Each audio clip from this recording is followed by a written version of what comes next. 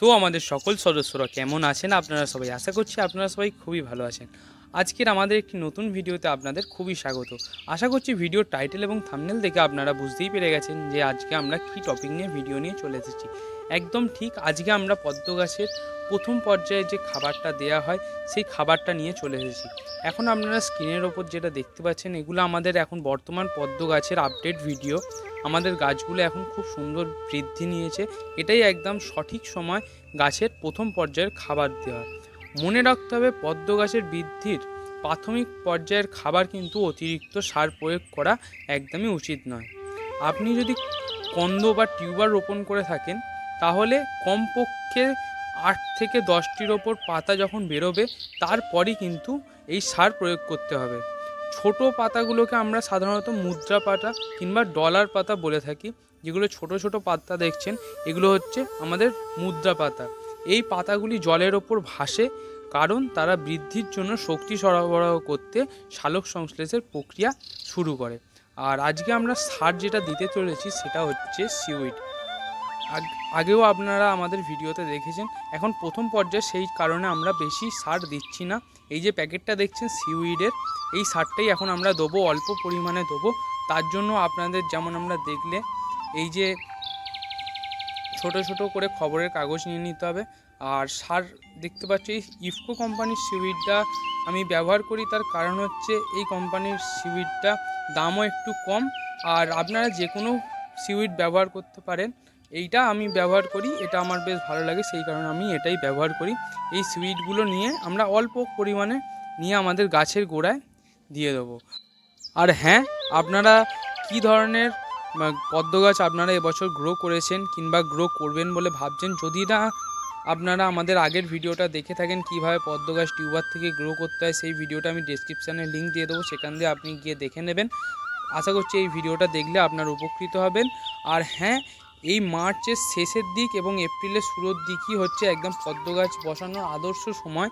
আমরা ভিডিওর কারণে আমরা তাড়াতাড়ি বসিয়েছিলাম আপনাদের দেখাবো বলে, আপনাদেরকে বলছি এই সময়টা পদ্ম গাছটা রোপণ করুন। আপনারা আশা করছি 1 থেকে 2 মাসের ভিতর ফুল পেয়ে যাবেন।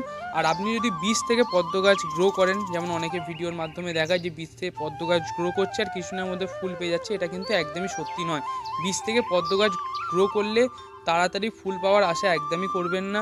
মিনিমাম আপনাদের 6 মাস মতো সময় লাগবে, কিংবা পরের বছরও আপনারা ফুল পেতে পারে। যদি আপনারা কন্দ থেকে কিংবা টিউবার থেকে গ্রো করেন তবেই কিন্তু তাড়াতাড়ি রেজাল্ট পাবে। আর আমাদের এই কিছুদিন হয়েছে সেই কারণে এখনও কোনো কুঁড়ি দেখতে পাইনি। অনেকের আমাদের বন্ধুদের কুঁড়ি এসে গেছে, কিন্তু আমার এখনও কুঁড়ি আসে না। আশা করছি কিছুদিনের মধ্যেই কুঁড়ি এসে যাবে। সেই কারণে আমরা প্রথম পর্যায়ের গাছের খাবার দিচ্ছি। পদ্ম গাছের খাবার সাধারণত সেরকম কিছু লাগে না। পদ্ম গাছে পাঁকে গ্রো করলে, যদি আপনারা পাঁকে গ্রো করেন তো আপনাদের খাবার দিতে লাগবে না, মাঝে মাঝে এরকম সিউইড দিলেই হবে। আর এর পরের পর্যায়ের ভিডিও আমরা যে সার দেবো সেটাও আমরা পরের ভিডিওতে আনার চেষ্টা করব। আপনারা আমাদের চ্যানেলটির সঙ্গে জুড়ে থাকুন। আর হ্যাঁ, যদি ভিডিওটি ভালো লেগে থাকে তো ভিডিওটিতে একটি লাইক করে আমাদের চ্যানেলে নতুন এসে থাকলে চ্যানেলটিকে সাবস্ক্রাইব করে নেবেন। এইরকম নতুন নতুন ভিডিও আমাদের এই চ্যানেলে আপনারা প্রতিনিয়তই পেয়ে যাবেন। আর দেখতেই পাচ্ছেন আমাদের এখন আমরা যে ড্রামটায় পদ্ম গাছ বসিয়েছিলাম, গাছটা এখন খুব সুন্দর গ্রো নিয়েছে। এটার ভিডিও আমরা আগের ভিডিওতে আপলোড করেছিলাম, এটা আপনারা না দেখে থাকলে আমরা ডেসক্রিপশানে দিয়ে দেবো, সেই লিঙ্কটা গিয়ে ক্লিক করে সেই ভিডিওটা দেখে নেবেন। এখন আমরা এই যে গাছটার যে সারটা দিচ্ছি, আপনাকে গাছটাকে নজর রাখতে হবে, যেই দিকে বেশি পাতারা গ্রো করছে সেই দিকেই বরাবর আপনাদের সারটা দিতে হবে। যদি না বুঝতে পারেন একদম পাত্রের মাঝখানে বরাবর সার দিয়ে দেবেন। আর আমাদের ওপরে আরও গাছ আছে, সেইগুলো আপনাদের দেখাচ্ছি। এই দেখুন এখনও বেশ ভালোই পাতা সেরেছে। আর এই যে দেখছেন জাল দিয়েছি, এটা একটাই কারণ, পাখির প্রচুর উপদ্রব হচ্ছে, টিউবার তুলে ফেলে দিচ্ছে, অনেকেরই এই সমস্যাটি হয়, সেই কারণে আমি জাল দিয়ে দিয়েছি। এর কারণে আমি বেশ এখন উপকার পেয়েছি। আপনারাও চাইলে জাল দিয়ে এরমভাবে ঘিরে দিতে পারেন। আর এইটা তো যেমন দেখলেন যেই দিকে আমার গাছটা গ্রো নিচ্ছে সেই দিকেই আমরা এখন এই সারটা কাগজের পুটলি করে, বেশি নয়, মাত্র 1 গাঁট মতো ডিপে মাটিতে ঢুকিয়ে দিলেই হবে। আবার একদম গাছের গোড়ার কাছাকাছি দিলেও হবে না, আবার গোড়া থেকে খুব দূরে দিলেও হবে না কিন্তু, হ্যাঁ, সেইরকম বুঝে আপনাদের সারটা দিতে হবে। আপনি যদি একদম শিকড়ের কাছাকাছি সারটা দেন তাহলে আপনার গাছের পাতা কিন্তু পুড়িয়েও দিতে পারে। আর সেই কারণেই বলছি, যদি একদমই না বুঝতে পারেন যে কোন দিকে গ্রো করছে, আপনি একদম পাত্রের মাঝখান বরাবর দিয়ে দেবেন। আমি যেমন এটাই বুঝতে পারিনি এটা কোন দিকে গ্রো করছে, আমি সেই জন্য পাত্রের একদম মাঝখানেই দিয়ে দিলাম। আর হ্যাঁ, আপনি এই সারটা দিলেন, আপনার গাছে কেমন কি গ্রোথ নিচ্ছে সেটার ওপর নির্ভর করেই কিন্তু সারটা পরবর্তী 15 দিন অন্তর অন্তরেই সারটা দেবেন। আপনি কিভাবে বুঝবেন আপনার গাছটি এই সারটি ভালোভাবে গ্রহণ করেছেন?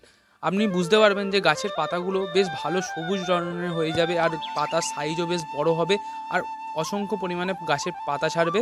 তাহলেই আপনি বুঝবেন যে সারটি আপনার কার্যকরী হয়েছে। নইলে কেন আপনি আমার কথা শুনে বৃথা এই সারটি দিতে যাবেন? আপনি যখনই বুঝবেন যে আমার গাছটি এই সারটি ভালোভাবে নিচ্ছে, আমার গাছের উপকার হচ্ছে, তবেই কিন্তু এই সারটি আপনি ব্যবহার করবেন। যদি আপনার ভালো লাগে তো আপনি 15 দিন অন্তর অন্তর গাছের সারটি ব্যবহার করতে থাকবেন। আর এই ভিডিওটি আশা করছি আপনি এতদূর এসছেন, আপনার বেশ ভালোই লেগেছে। তো ভিডিওটিতে একটি লাইক করে যান। আর আপনার কী ধরনের পদ্মের ভ্যারাইটি আছে সেইটি আমাদের সঙ্গে কমেন্ট করে জানিয়ে দিন। আমাদের আরও সদস্যরাও জানতে পারবে যে আমাদের যে বন্ধুরা আছে তারা কী ধরনের পদ্ম গাছ করেছে। তো ভিডিওটা আজকেই এতটাই। সমস্ত সার আমাদের প্রায় দেওয়া সম্পূর্ণ হয়েছে। যেসব গাছগুলো আমাদের গ্রো নিয়েছে সেই সব গাছগুলোতেই একমাত্র আমি সার দিলাম। এই যে যেমন দেখতে পাচ্ছেন এই দুটো গাছ আমার ভালো গ্রো নেয়নি, সেই কারণে আমি এই সারগুলো দিইনি।